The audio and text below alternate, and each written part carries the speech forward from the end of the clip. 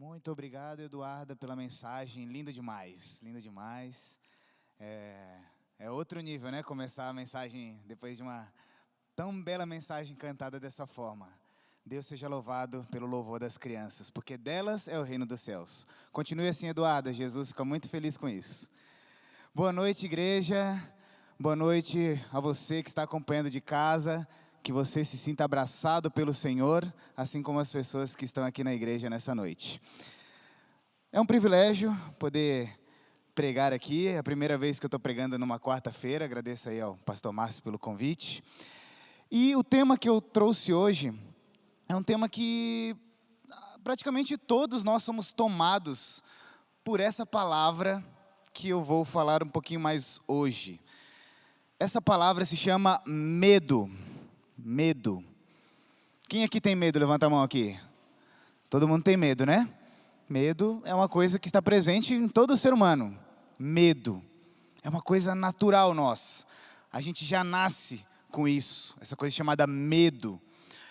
E aí eu fui pesquisar alguns tipos de medo que existem. Algumas fobias, medos que o ser humano desenvolve aí com o tempo. Deixa eu ver aqui se está passando aí no meu passador aqui, tá ligado? Aí, vamos lá. Aí. Vamos lá, alguns tipos de medo que existem. Vamos ler aqui, ó. Medo de altura. Alguém aí tem medo de altura? Medo de altura é um medo muito presente na vida das pessoas. Medo de pular de algum lugar alto, de voar de avião, de viajar.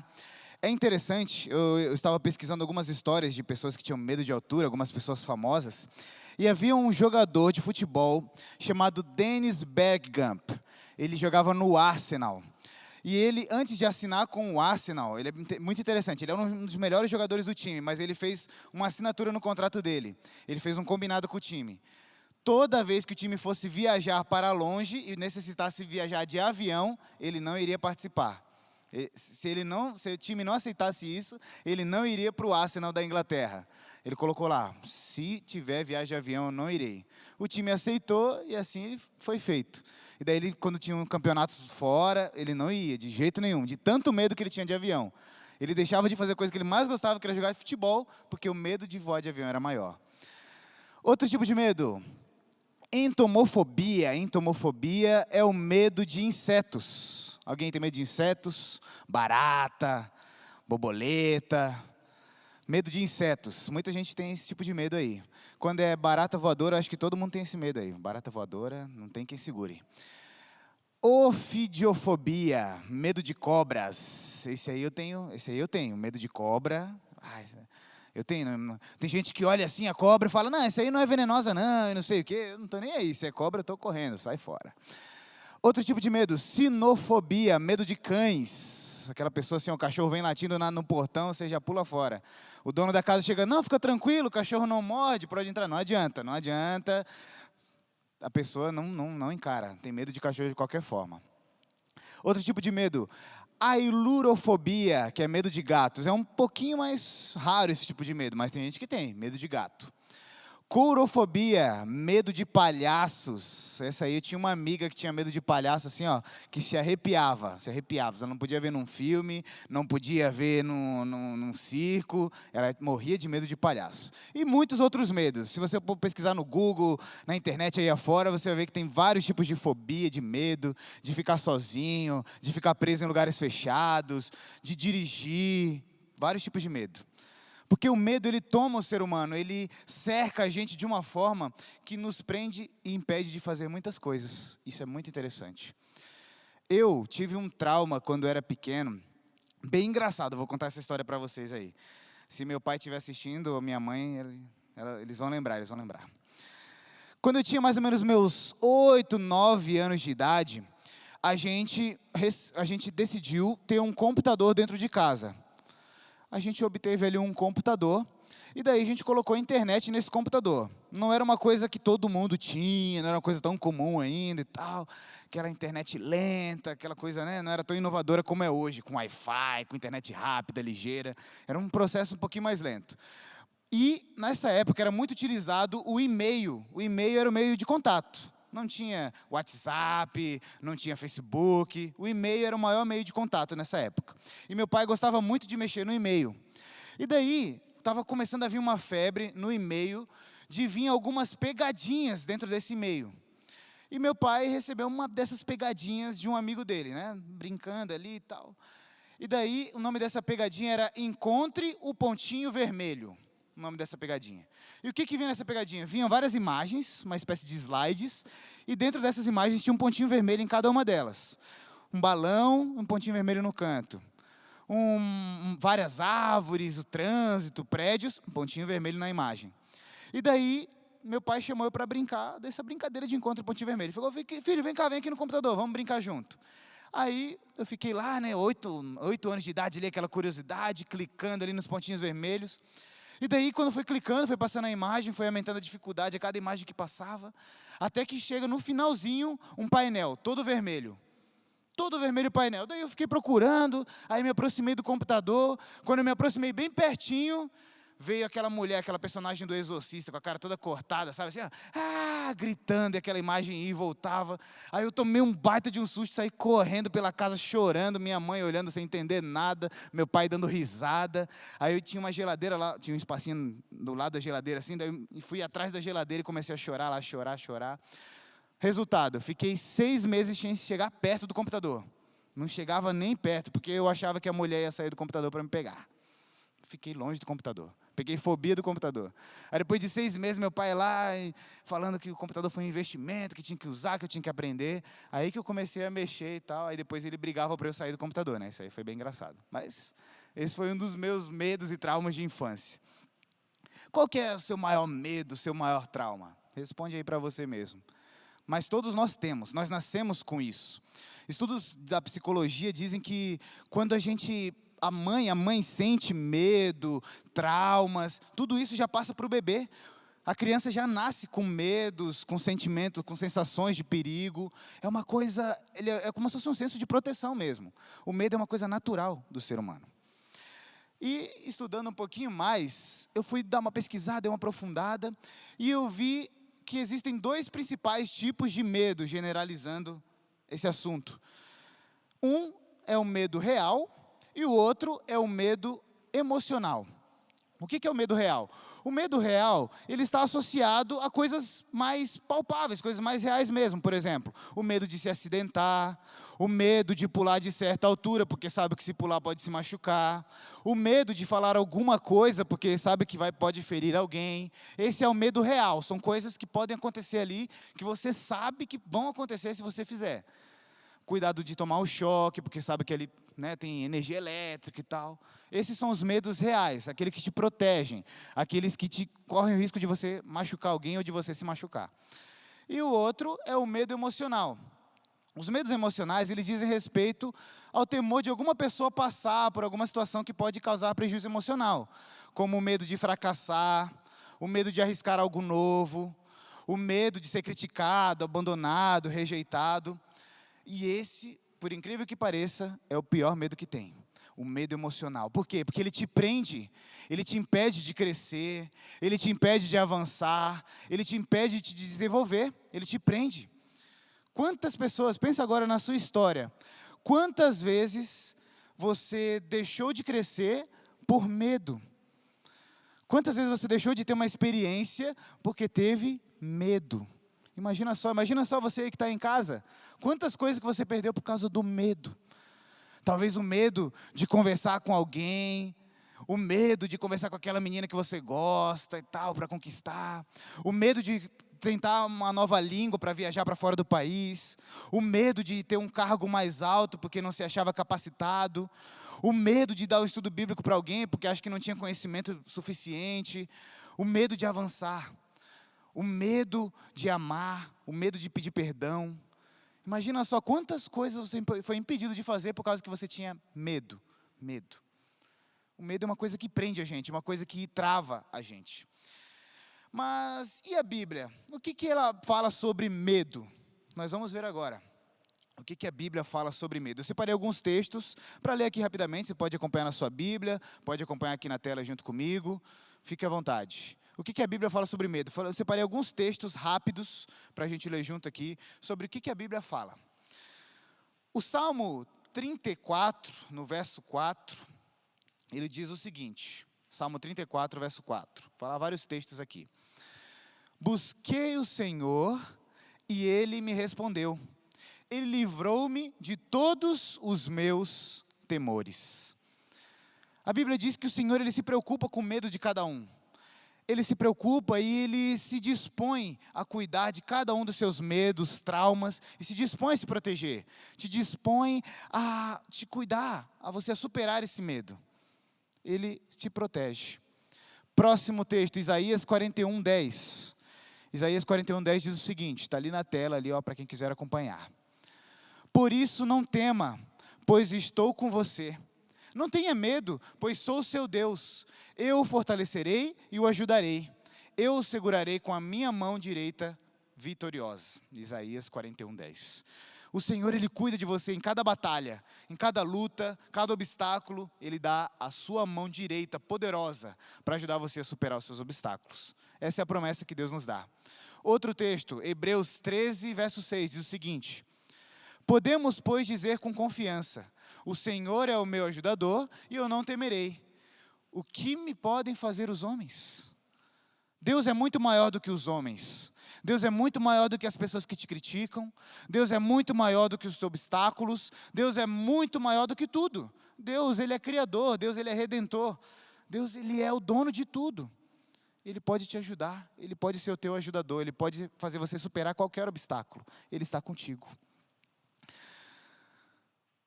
E esse texto aqui, que é o Salmo 55, versos 4 e 5, me chama a atenção.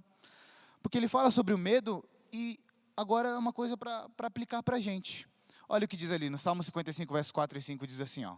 O meu coração está acelerado, os pavores da morte me assaltam, temor e tremor me dominam, o medo tomou conta de mim. Olha só que interessante, o medo se fazendo presente dentro de um escritor do texto bíblico. Ali nós vimos várias promessas de um Deus que cuida, de um Deus que protege, de um Deus que nos cerca, de um Deus que faz nos superar. Mas o medo ainda continua presente ali. O medo ainda faz parte da vida do ser humano. E vai fazer até Jesus Cristo voltar. Faz parte da gente nasce com isso, não tem como a gente se livrar disso. O medo faz parte. Mas uma coisa interessante que agora nós vamos ver no próximo texto, é como vencer o medo. O medo sempre vai fazer parte de você, mas como eu posso superar? O que eu posso fazer? Nós vamos ver no próximo texto. Lucas 22, versos 39 em diante. Esse eu quero que você abra na sua Bíblia, eu vou abrir aqui na minha também. Lucas, capítulo 22, os versos 39 em diante.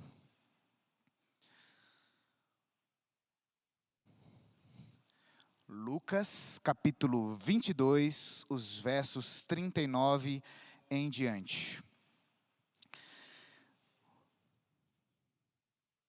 Vamos aí fazer a leitura.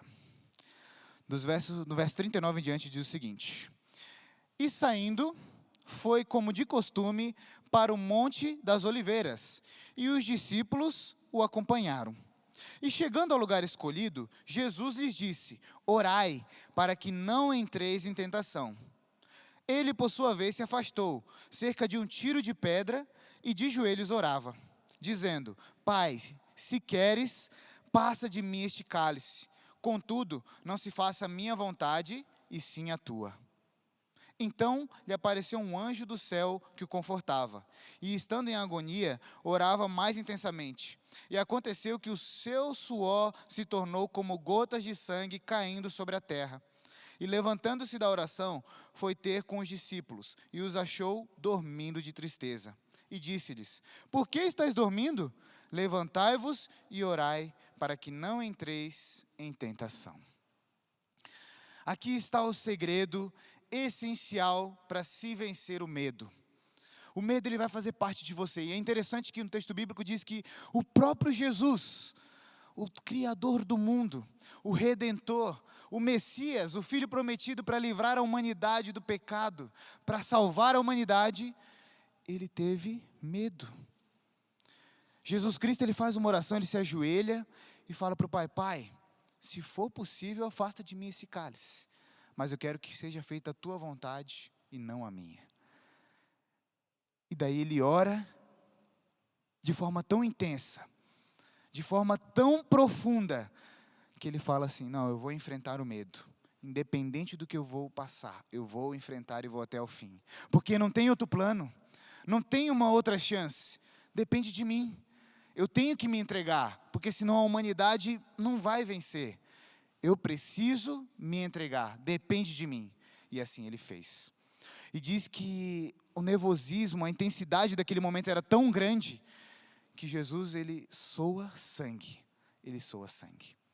E ele não soa sangue só porque ele teve medo da morte, mas porque ele sabia que o pecado de uma humanidade inteira, iria cair sobre ele. Jesus Cristo nunca tinha sentido a experiência do pecado sobre ele, porque ele não pecou. E agora ele ia sentir o pecado na pele, o peso do pecado sobre ele, pagar o preço de toda a humanidade sobre ele. E por isso que ele soa gotas de sangue. Porque ele sabia que por um momento, o pecado ia cair sobre ele. Ia estar sobre as costas dele, o pecado de toda uma humanidade. Você já pensou nisso? Ellen White fala que é muito importante a gente refletir sobre esse momento, em que Jesus, ele vive os seus últimos dias aqui na terra, em que ele ora, em que ele sangra, em que ele se entrega, em que ele sofre, porque se a gente refletisse, meia hora que fosse do seu dia, meia hora que seja, sobre a morte de Cristo, sobre a entrega dele, a gente daria muito mais valor a esse sacrifício. O nosso cristianismo seria muito mais sincero, muito mais profundo, se a gente meditasse nisso.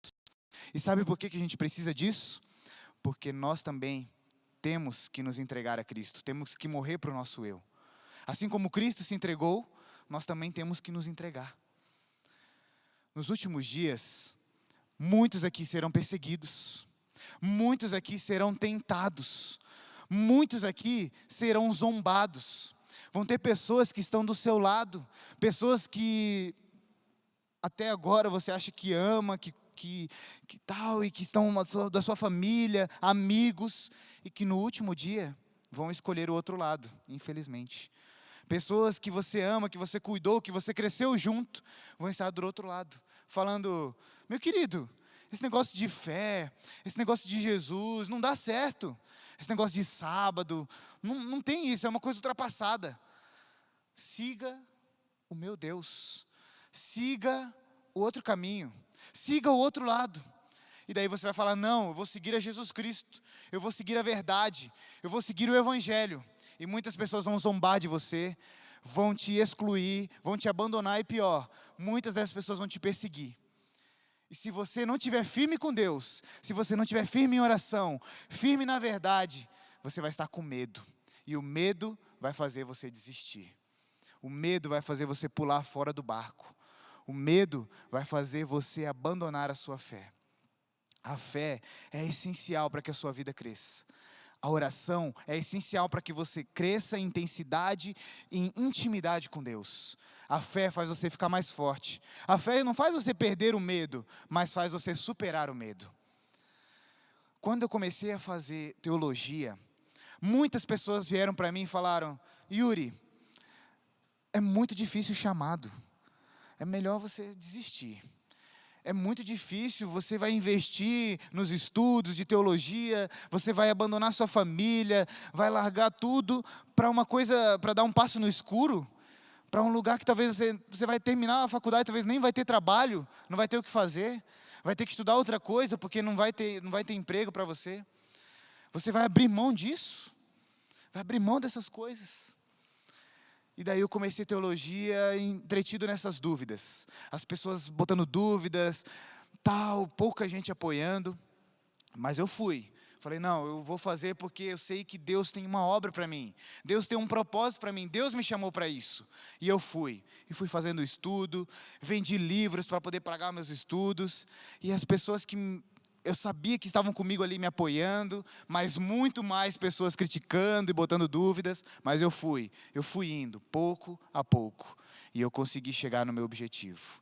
Terminei teologia, Teve alguns períodos ali, mais ou menos uns 2 meses, em que eu não tive nenhum chamado, não tive nada oficial, e daí começou a vir o nervosismo, começou a vir as vozes daquelas pessoas falando, você não vai ter chamado, você não vai ter emprego, e aquilo começou a me incomodar, o medo começou a bater de forma forte, mas aí, um dia, meu querido amigo Gene chegou, ligou para mim, Yuri, vamos virar gaúcho, vamos para o Rio Grande do Sul? E ele me chamou para vir trabalhar aqui. E eu estou muito feliz de trabalhar na obra, muito feliz mesmo, porque é um privilégio. Porque eu sou um pecador, falho, e Deus nos chama para trabalhar nessa obra. Isso é um privilégio incrível. Então, não tenha medo. Quando o assunto é obra de Deus, não tenha medo, vá, se arrisque. Você quer fazer uma missão?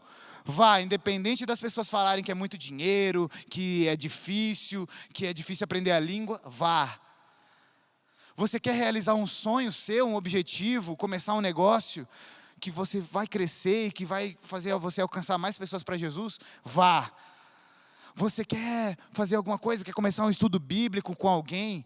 Muitas pessoas talvez vão falar, mas você não tem tanto conhecimento, você nem tem tanto de Bíblia assim. Não, vá. Porque Deus capacita os seus filhos. Deus chamou você para a obra. E no fim das contas, o que vai valer não é o que as pessoas ao seu redor dizem. Não são as críticas, não são aqueles conselhos desconstrutivos. O que vai valer no fim da vida é a sua experiência com Deus. Você não vai para o céu por causa da sua esposa, por causa do seu esposo, por causa dos seus filhos, por causa da igreja, por causa do pastor. Você vai para o céu por causa da sua experiência com Deus. Isso é uma decisão individual, uma individualidade sua, uma intimidade sua com Deus. É isso que vai valer no fim das contas. Então vá, mesmo que as pessoas digam não, mesmo que aparentemente você esteja sozinho, mesmo que ao seu redor talvez os discípulos estejam dormindo, permaneça acordado, firme com Deus, e você vai ter milagres e experiências poderosas com Deus, porque a fé é a vitória, a fé é o momento de você ter sua intimidade com Deus e a sua própria experiência. A fé é uma coisa sua. E você vai ver coisas poderosas acontecendo. E quando Jesus Cristo estiver descendo naquelas nuvens, você vai estar de pé, firme e forte, apesar do medo, apesar da perseguição, apesar da dúvida, você vai estar firme e forte, com a vitória no seu coração e cantando o hino dos salvos, subindo aos céus com Cristo. Amém? Nesse momento, vamos cantar um hino que fala sobre isso, sobre fé. E essa fé é vitoriosa. A fé que leva ao poder. A fé que leva a Deus. Que você cante esse hino junto comigo, para poder mostrar a Deus que você quer ter essa fé poderosa na sua vida e que você quer ser um vencedor.